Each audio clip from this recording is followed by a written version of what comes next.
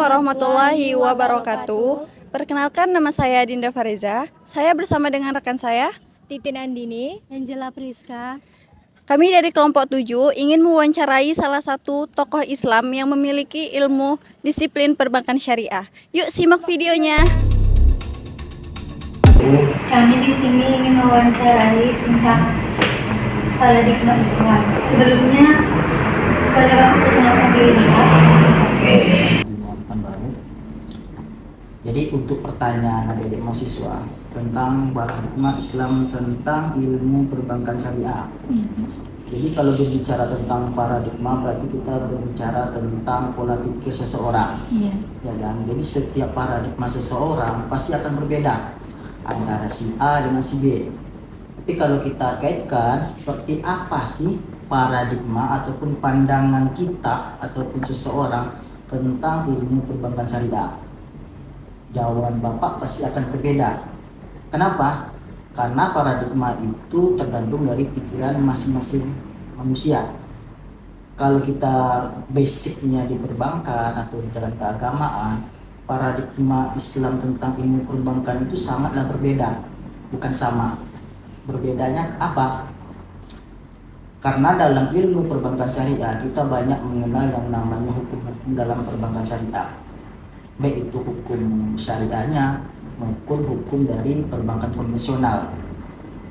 Jadi seperti itu. Jadi kalau berbicara paradigma pasti akan berbeda setiap pandangan seseorang. Karena pada dasarnya menurut Bapak di dalam ilmu perbankan itu banyak hal-hal yang harus kita perhatikan.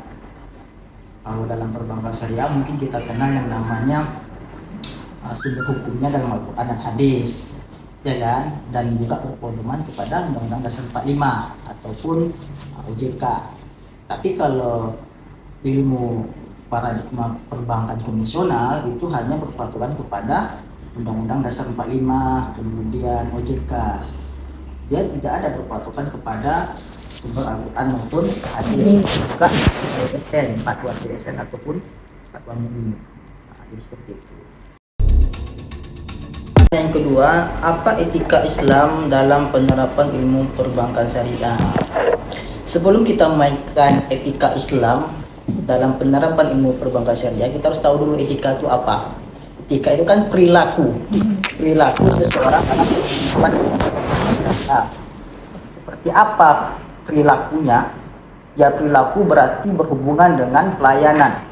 Ingat, di dalam ilmu perbankan ada 3 fungsi di lembaga keuangan di dalam perbankan. Yang pertama ada namanya funding, lending, dan juga service. Pertanyaan ini lebih tepat kepada servisnya, pelayanannya. Bagaimana etika ataupun perilaku seorang karyawan di dalam perbankan dalam melayani dunia perbankan ataupun lembaga keuangan. Pasti ada etikanya. Adik-adik mahasiswa pernah mungkin ke lembaga keuangan syariah khususnya. Pasti sebelum masuk ke dalam kantornya pasti ada etika yang harus dipahami oleh karyawannya kan, seperti harus sapa, senyum, dan lain sebagainya. Itu pun tidak semuanya diterapkan oleh lembaga yang lain. Itulah ciri khas dari bagaimana kita beretika di dalam dunia lembaga keuangan khususnya di perbankan syariah. Jadi etika itu harus ada dan itu wajib, karena nggak cukup hanya skill saja yang kita peroleh, nggak cukup dengan ilmu pengetahuan, tetapi etika dan attitude juga harus kita utamakan di dalam penerapan ilmu perbankan syariah, terutama dalam prakteknya ya, yang Bapak sampaikan tadi. Jadi seperti itu. Kira-kira bagaimana? Ya sih Pak, karena etika itu yang paling utama. Ya, etika itu paling utama. Jadi ya itu, kalaupun kita ilmunya tinggi cuma kita nggak ada etika, mau ditaruh kemana, ya kan? Iya. Jadi sia-sia saja semuanya. Baik Pak, perkenalkan, nama saya Dinda Fariza. Saya izin bertanya Pak tentang prinsip dan ajaran Islam dalam ilmu perbankan syariah. Oke, pertanyaan ketiga itu tentang prinsip dan ajaran Islam dalam ilmu perbankan syariah. Prinsip itu kan berarti sama dengan konsep kan? Konsep apa yang akan dilakukan dalam ajaran ilmu perbankan syariah. dalam ilmu perbankan syariah itu kita harus memperhatikan yang namanya beberapa prinsip. Ya, kalau dalam teori mungkin adik-adik mahasiswa mungkin mengetahui apa saja prinsip-prinsip ataupun konsep yang harus diperhatikan dalam ilmu perbankan syariah. Yang pertama apa? Yang pertama mungkin transparan. Transparan itu seperti apa? Mungkin dalam transaksi jual beli kita harus menerapkan yang namanya prinsip transparansi, ya, kejujuran. Nah, itu harus diterapkan bukan hanya di dalam jual beli saja, di dalam ilmu perbankan syariah juga seperti itu. Seperti kalian nanti ada di mahasiswa yang menawarkan produknya seperti ini loh di perbankan syariah, kalian harus memperhatikan itu juga.